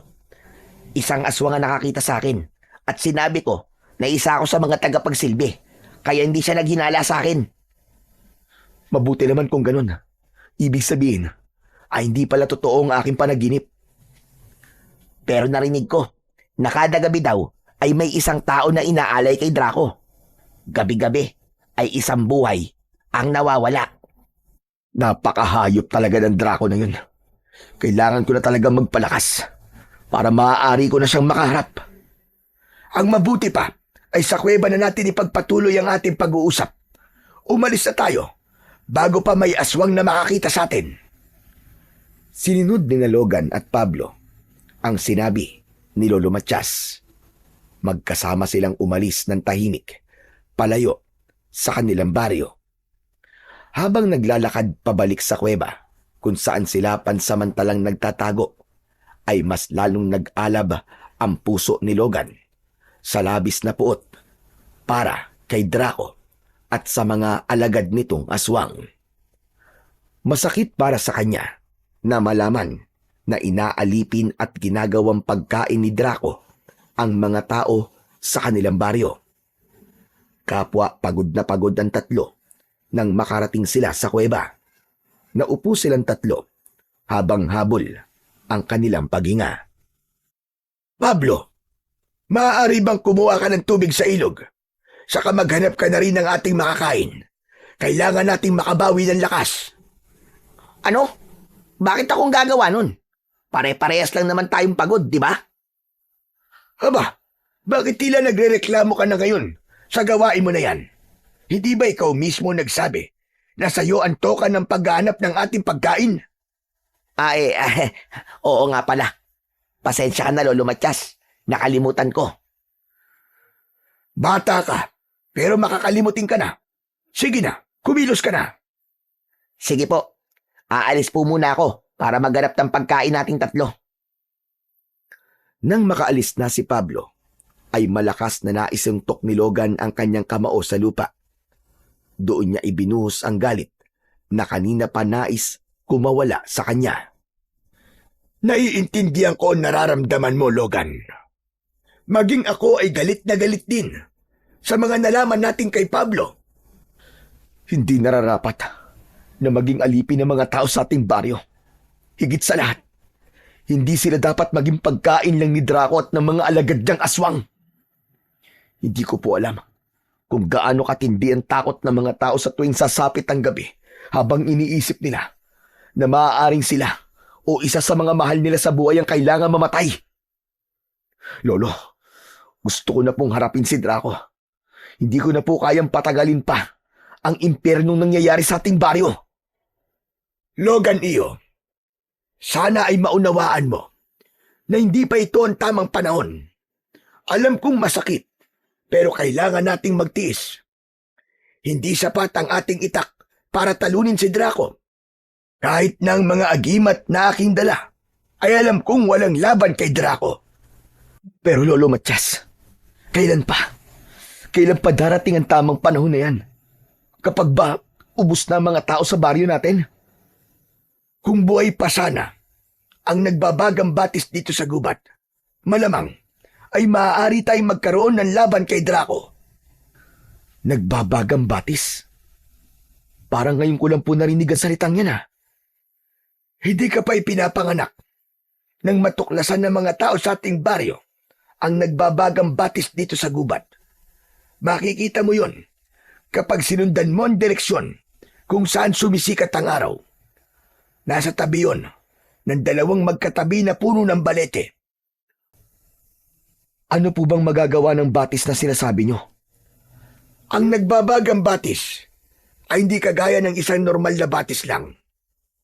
Yun ay literal na nagbabaga at nag-aapoy. Yun ay ginawa ng mga diwata upang maging instrumento para mas madaling mapatay ng isang tao ang mga aswang. Kapag inilublog mo ang iyong sandata sa nagbabagang batis, magkakaroon ng kakaibang kapangyarihan ng iyong sandata. Babalutin ito ng apoy sa tuwing ito ay gagamitin mo sa pakikipaglaban. Magiging mabisang sandata laban sa mga aswang ang sandatang na itutubog sa batis na yon. Kung ganun, kailangan po nating mapuntahan ng batis na sinasabi po ninyo. Hindi lahat ng sandatang itutubog doon ay nagkakaroon ng kapangyarihan. Pili lamang ang mga taong nabibigyan ng basbas ng nagbabagang batis, Logan. Isa pa, matagal nang wala ang nagbabagang batis dahil sa pang-abuso ng mga tao. Nagalit ang mga diwata dahil maraming tao na nabigyan ng basbas mula sa batis tapos ginamit lang sa kasamaan. Pero wala naman po mawawala kung pupuntahan po natin ang nagbabagang batis. Malay nyo po, ay muli yung lumitaw sa tagal ng panahon. Duda ako sa bagay na yan, Logan. Sigurado ko na hindi na yun muling lilitaw dahil kapag nagalit ang mga diwata, ay hindi na muling ibabalik ng mga ito ang isang bagay na binawi na ng mga ito. Naputol ang pag-uusap ni na Logan at Lolo Matias sa pagdating ni Pablo. May dala itong mga prutas na inilapag nito sa kanilang harapan. Grabe, nakakapagod. Ang hirap maghanap ng pagkain dito sa gubat. Sa susunod, isa naman sa inyo maghanap ha. Hindi yung palaging ako na lamang ang inuutusan yung gumawa niyan. Bakit parang mainit yata ang ulo mo ngayon, Pablo? Ikaw naman palagi ang naghanap ng pagkain natin. Pero ngayon ko lang narinig na nagreklamo ka sa gawain na yan. Malamang, ako na nga ang sinabihan yung magtungo sa baryo. Tapos pagdating dito ako pa ang maghahanap ng pagkain. Lalo ka na, Logan. Kumilos-kilos ka naman sana. Hindi porke ikaw ang tinaguri ang pinakamahusay at magaling naman dirigma sa ating baryo magbubuhay hari ka rito. Tama na yan. May grasya sa harapan natin. Ang mabuti pa ay kumain na muna tayo at mamaya ipag-usapan natin ang toka sa paghahanap ng pagkain. Lihim na napatingin si Logan kay Pablo dahil tila may napansin siya ritong kakaiba. Hindi niya matukoy pero parang may mali sa kanyang kaibigan ng sandaling yun. Pansamantala muna niya yung isinantabi at itinuon na lamang niya ang kanyang atensyon sa pagkain. Matapos kumain ay lumabas ng kuweba si Pablo. Naiwan naman doon sina Logan at Lolo Matias. Iniligpit ni Logan ang mga balat at buto ng mga prutas na kanilang kinain at itinapon niya yon sa labas. Nakita niya si Pablo na naglalakad palayo at wala siyang ideya kung saan yun papunta. Habang pinagmamasdan ni Logan si Pablo, ay naalala niya ang inasal nito kanina. Matapos yun, ay bumalik na siya sa loob ng kuweba at umupo siya sa tabi ni Lolo Matias. Lolo, wala po ba kayong napansin kanina kay Pablo? Alin? Yung pagiging arogante niya? Hindi ba't normal naman na sa kanya yun? Hindi ka pa rin ba sanay sa ugali ng kaibigan mo na yon? Alam kong ganun talaga ang ugali niya. Pero Lolo Matias, nagtataka lang po ko kung bakit parang galit siya sa akin. Gayong nagkaayos na po kami kanina. Tapos may mga sinabi siya na hindi tumutugma sa mga nangyari kanina. Gaya ng sinabi niya na tayo nagpapunta sa kanya sa baryo, pero ang totoo ay siyang nakaisip nun, di ba? Pati yung paghahanap niya ng pagkain. Hindi ba ilang beses na nating sinabi sa kanya noon na tayo naman ang maghahanap ng pagkain, pero palagi niyang sinasabi na siya na lang ang pwedeng gumawa nun kasi yun lang ang ambag niya. Hindi po ba nakakapagtaka yun? Oo nga no. Dahil sa mga sinabi mo na yan, ay napagtanto ko ang bagay. Nakataka-taka ngayon kay Pablo. Pero baka naman sadyang napagod na siya. Hayaan na lang muna natin siya at panigurado kapag nakapagpahinga na yon, ay magiging maayos na ulit ang kanyang pag-iisip. Inisip na lamang ni Logan na tama si Lolo Matias. Ngunit may parte pa rin ng utak niya ang nagsasabing may mali at may kakaiba kay Pablo at tila nais niyang alamin kung ano yon. Maghapon na hindi nakita ni na Logan at Lolo Matias si Pablo. Hindi na nila ito hinanap dahil naiisip nilang baka nagpapalamig lamang ito ng ulo dahil sa nangyari kanina. Itinuon na lamang ni Logan ang kanyang sarili sa pag-iensayo. Nang matapos na siya, ay nilapitan niya si Lolo Matias na nakaupo sa bukana ng gubat. Lolo, Kanina pa po wala si Pablo ah. Sana kaya nagpunta yun? ay nako. Ewan ko ba sa kaibigan mo na yon. Ang mabuti pa siguro ay hanapin ko na siya at malapit ng dumilim. Teka, ako na lang po. Ako na maghahanap sa kanya. Dito na lang po kayo. Sigurado ka ba? Hindi ba't pagod ka dahil kakatapos mo lang na magsanay? Kaya ko pa po, Lolo Matias. Sanay na po ang katawan ko sa pagod. Abay sige, ikaw na maghanap kay Pablo at ako na lang muna ang maghanap ng pagkain natin para mamaya. Mag-iingat ka, Logan. Kayo rin po. Aalis na po ako, Lolo Matias. Tinahak ni Logan ang direksyon kung saan niya nakita na pumunta kanina si Pablo. Makalipas ang ilang minutong paghahanap kay Pablo, ay bigo pa rin siyang makita ito. Hanggang sa bigla na lang bumalik ang pakiramdam niya na may mali kay Pablo. Napahinto siya sa paglalakad upang makapag-isip ng maayos. Hindi. Nakapagtataka talaga kung bakit bigla na lang naging ganun ang ugali ni Pablo. Ayos na kami. Ang ganda pa ng pag-uusap namin. Tapos bigla na naman siyang bumalik sa dati niyang ugali. May nangyari kaya habang naroon siya sa baryo kanina? Patuloy na nag-isip si Logan hanggang sa naisip niya na magtungo sa kanilang baryo. Hindi niya alam kung bakit kailangan niyang magtungo roon, pero tila may boses na nagsasabi na kailangan niya roon bumalik dahil doon niya malalaman ang kasagutan sa mga tanong na gumugulo sa kanyang isipan. Mag-isang naglakad si Logan papunta sa kanilang baryo. Minsan ay tumatakbo siya para mas maging mabilis na makarating siya roon. Kapag nakakaramdam na siya ng pagod, ay saka lang siya muling naglalakad. Gabi na nang makarating si Logan sa bukana ng gubat. Umikot siya sa gilid ng baryo at nagpunta siya sa tabi ng liwasan. Nagtago siya sa likod ng isang puno at doon niya nakita ang mga taong nakakulong doon. May nakapalibot na mga kawayan sa paligid ng liwasan at yun ang nagsisilbing harang upang hindi makalabas ang mga taong nakakulong roon. Nakakaawa naman sila. Halatang hindi sila pinapakain ng maayos. Inisa-isang tignan ni Logan ang mga taong nakakulong sa liwasan. Bigla siyang nanlamig nang makita niya na isa sa mga nakakulong doon ay si Pablo.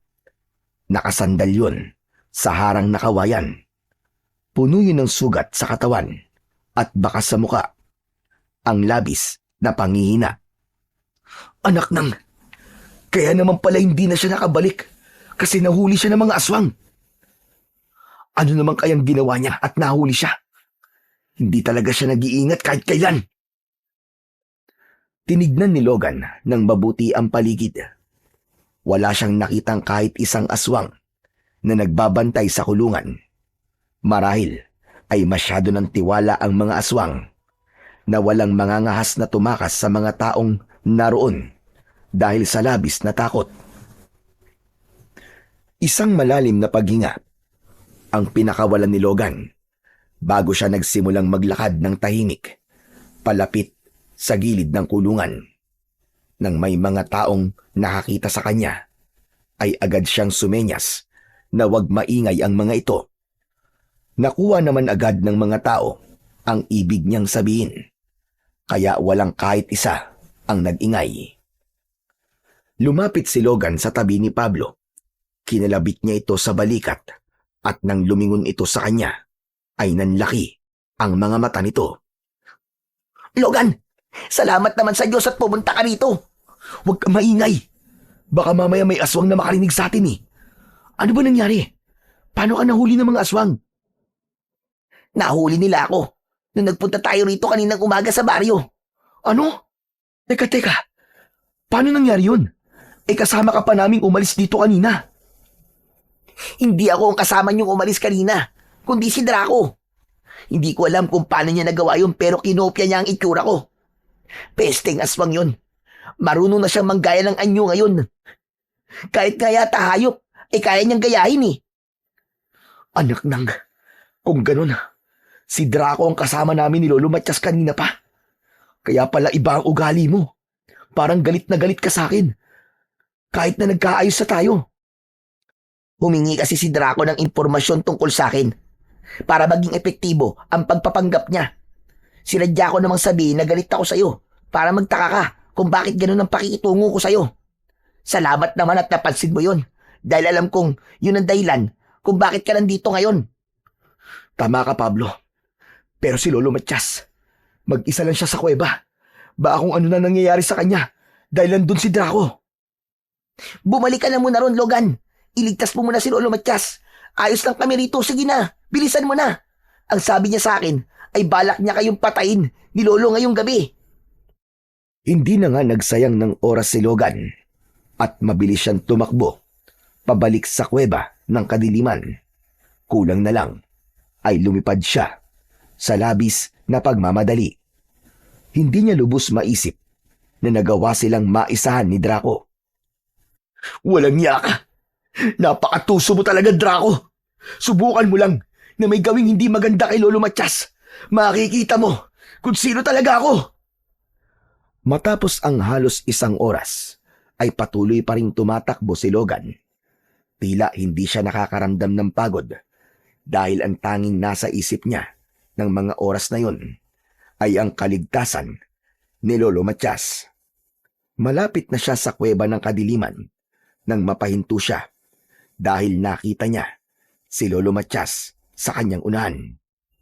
Habol ang paghinga na lumapit si Logan sa matanda at hinawakan niya ang magkabilaan nitong balikat.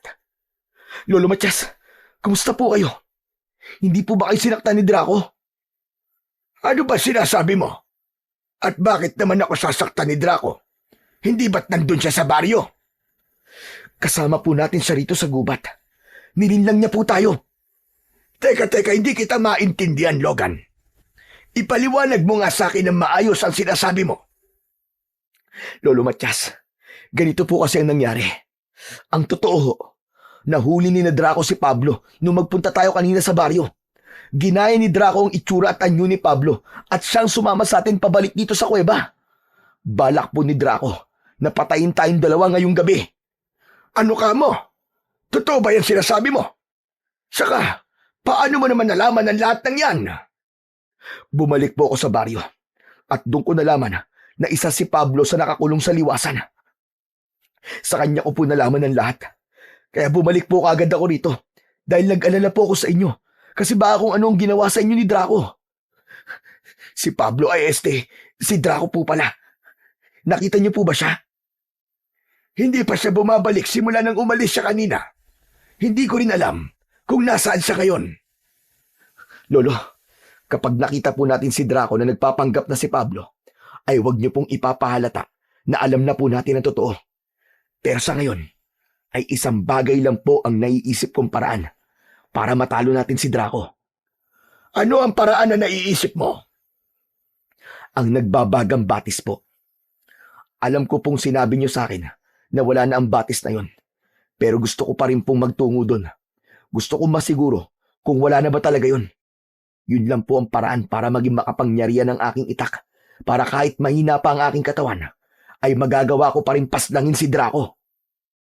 Kung yan ang gusto mong gawin, ay hindi na kita pipigilan, Logan. Sige na, magtungo na tayo ngayon sa nagbabagang batis. Hinanap ni Logan kung nasaan ang silangan at saka sila nagsimulang maglakad ni Lolo Matias papunta sa sinasabi nito na nagbabagang batis. Kahit walang kasiguraduhan ang lakad nila kung naroon pa rin ang naturang batis, ay nais pa rin magbakasakali ni Logan.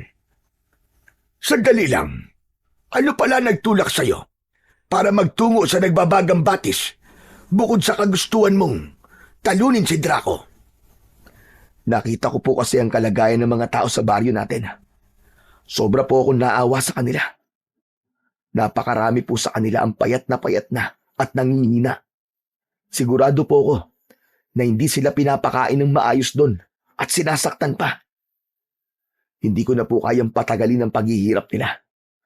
Sa sandaling mailublob kong itakbo sa nagbabagang batis, ay naniniwala ako na mapapatay ko na po ang hayop na si Draco. Sandali, bakit mo naman kailangang ilublob ang iyong itak sa nagbabagang batis? Ano? Teka, nakalimutan niyo na po ba? Hindi po ba ang sabi niyo sa akin ay kailangan kong ilublob sa nagbabagang batis ang aking itak upang maging makapangyarihan to? Ano po ba nangyayari sa inyo, Lolo Matias? Ay, oo nga pala, no. Nakalimutan ko. Sinabi ko nga pala sa iyo yun. Pasensya ka na. Sa dami ng mga nangyayari, ay nagiging makakalimutin na yata ako. Sana talaga ay magtagumpay ka sa pagpaslang kay Draco para bumalik na ang kapayapaan sa ating baryo. Mangyayari yan, Lolo. Mangyayari yan. Basta't manalig lang po tayo palagi sa ating Panginoon. Hindi na muna nag-usap sina Logan at Lolo Matias. Itinuon nila ang kanilang atensyon sa pagtuntun sa nagbabagang batis. Makalipas ang napakahabang paglalakad, ay nakita na ni Logan ang dalawang magkatabing puno ng balete. Sa unahan ng dalawang puno ay merong malalim na lupa na tila ba isang hukay. Lumapit sila roon. Nandito na po tayo. Yan na po ang dalawang puno ng balete na sinabi niyong palatandaan ng kinaroroonan na nagbabagang batis. Ngunit, nasaan na ang batis na sinasabi mo? Yang malalim na bahagi po ng lupa. Nararamdaman ko po na yan ang nagbabagang batis. Hindi po ba ang sabi niyo ay may mga diwatang nagbabantay dyan? Kailangan ko po sigurong makausap sila. Tumayo si Logan sa tabi ng palalim na lupa. Huminga siya ng malalim at siniguro niya na ang mga susunod niyang sasabihin ay mula sa kanyang puso.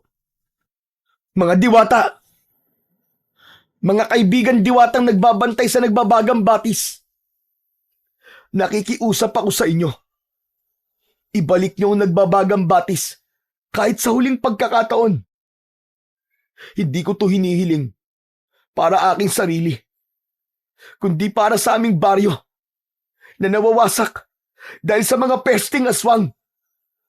Kailangan ko ang kapangyarihan ng batis upang magtagumpay ako sa aking layunin na muling maging malaya ang aming baryo. Sa ngalan ng bawat inosenteng buhay na pinaslang ng mga aswang at sa mga taong patuloy na umaasa sa akin, ay isinusumpa kong gagamitin ko ang kapangyarihan na ipagkakaloob niyo sa akin sa kabutihan. Nagulat si Logan nang bagyang gumalaw ang lupa. Animo ay lumindol. Sa gitna ng hukay na nasa kanyang harapan ay sumingaw ang makapal na puting usok. Bumulwak ang tubig kasabay ng usok at sa isang kisap mata ay napuno ng tubig ang dating tuyong batis. Unti-unting kumulo ang batis hanggang sa tuluyan na yung nagbaga at nag-apoy. Hindi makapaniwalang napatingin si Logan kay Lolo Matias.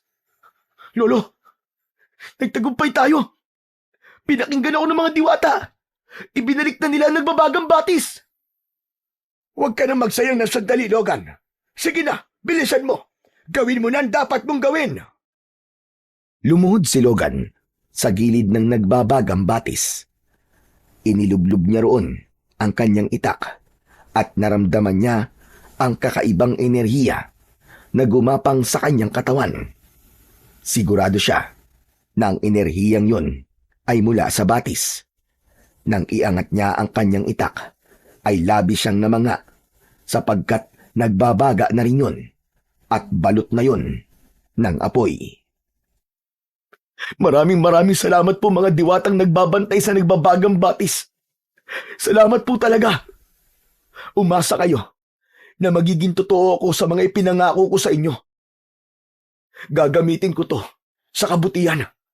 Ipagtatanggol ko ang aming baryo laban sa kampon ng kadiliman. Lolo, tara na po. Hanapin na po natin si Draco. Sandali lang, Logan. Maaari ko bang mahawakan ang iyong itak? Ano po? Pero bakit po, Lolo Matias? Kailangan pa ba ng dahilan para ipahawak mo sa akin yan? Sundin mo na lang ako.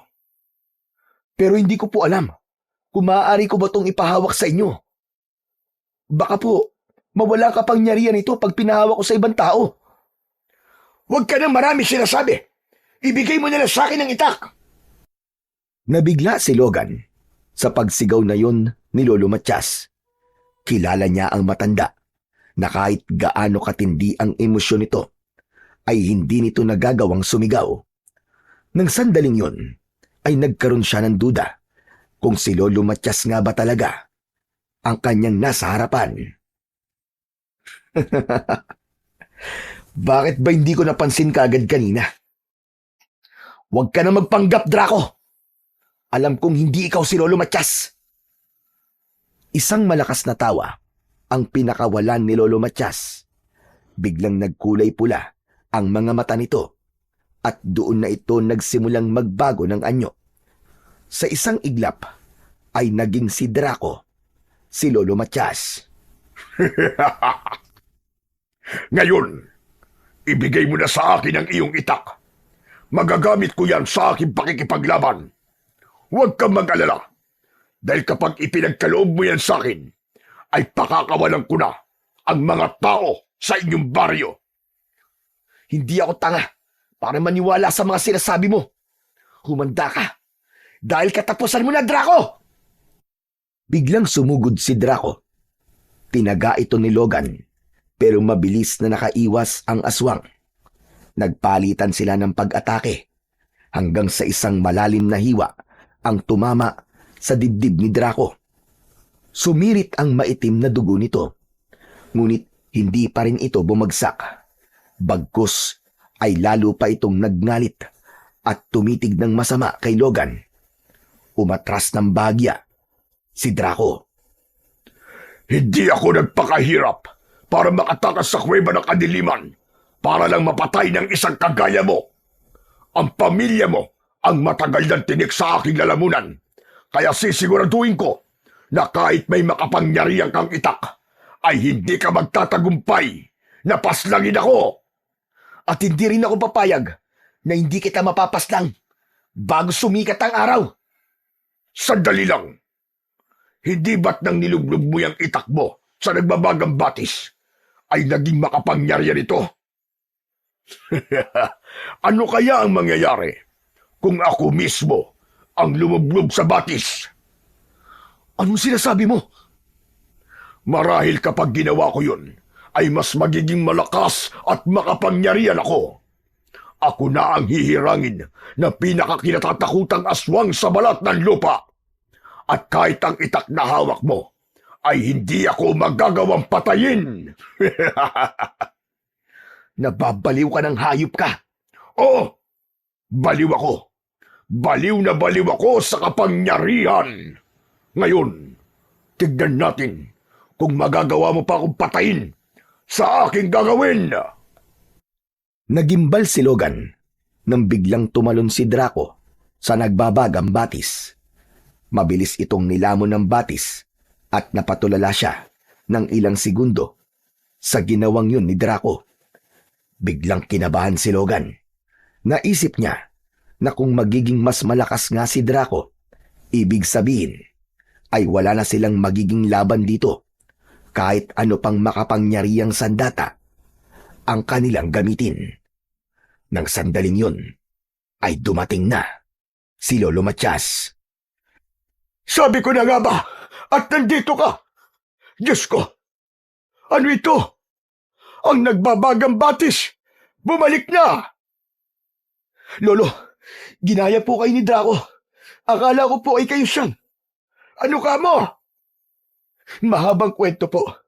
Pero sa ngayon, ay inilublob po ni Draco ang sarili niya sa nagbabagang batis. Ang sabi niya, ay magiging makapangyarihan daw siya kapag ginawa niya yon. Napatingin sina Logan at Lolo Matias sa batis. Nang mula roon, ay unti-unting umahon si Draco. May nakakatakot na ngising nakapaskil sa muka ng aswang. Tumayo si Draco sa gilid ng nagbabagang batis. Nararamdaman ko na. Nararamdaman ko na ang kapangyarihan na ipinagkaloob sa akin ng batis. Ngayon, humanda kayong dalawa. Dahil katapusan nyo na! Nagsimulang humakbang si Draco, papalapit kina Logan at Lolo Matias. Lolo, sige na po. Umalis na kayo. Ako na ang bahala sa kanya. Ako ang haharap sa kanya. Hindi! Hindi kita iiwan. Dalawa tayong haharap sa kanya at papatay. Ngunit nabigla si Draco dahil sa bawat pagakbang nito ay may mga nalalaglag na parte ng laman nito. Una ay sa binti. Sunod naman ay sa braso. Hanggang sa maging ang laman nito sa pisngi ay nalalaglag na rin. Unti-unting bumagal ang paghakbang ni Draco. Sandali! Ano to? Ano to? Ano nangyayari sa akin? Hindi maaari ito! Hindi mo ba alam na tanging sandata lamang ang maaaring ilublob sa nagbabagang batis? Tignan mo nangyayari sa iyo ngayon. Dahil sa kasakiman mo, sa kapangyarihan, ikaw mismo ang nagtulak sa sarili mo, sa iyong kamatayan. Sinubukan pan lumapit ni Draco kina Logan, pero biglang nagliyab ang katawan nito. Umalingaw-ngaw ang sigaw ni Draco sa buong kagubatan. Maya-maya pa ay bumagsak na ito sa lupa habang patuloy yung nilalamon ng galit na apoy. Lolo, nagtagumpay tayo. Wala na. Patay na po si Draco. Tama ka. Nagtagumpay tayo. At siya ang pumatay sa sarili niya. Kung ganun po, malaya na tayo. Malaya na po ang ating baryo.